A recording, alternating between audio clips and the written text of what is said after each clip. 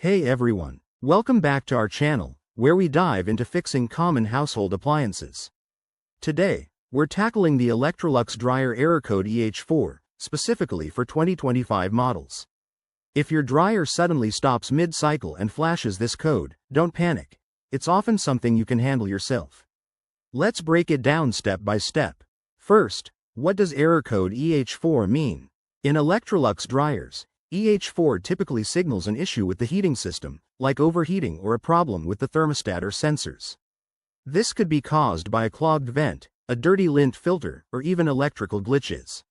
It's a safety feature designed to prevent fires or damage, so it's good that it's alerting you.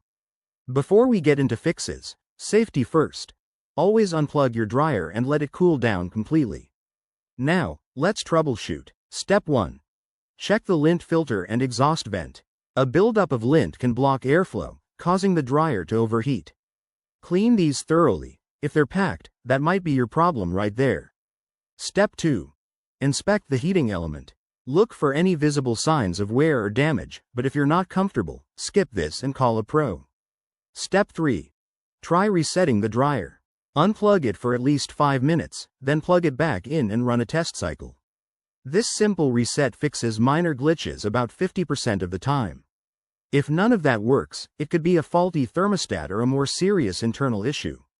In that case, contact Electrolux customer support or a certified technician to avoid voiding your warranty. Remember, regular maintenance like cleaning vents every few months can prevent this error from popping up again. There you have it. Quick and easy steps to resolve Error Code EH4 on your Electrolux dryer. We hope this saves you time and frustration.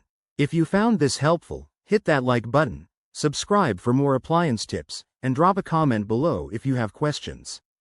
Thanks for watching, and we'll see you in the next video.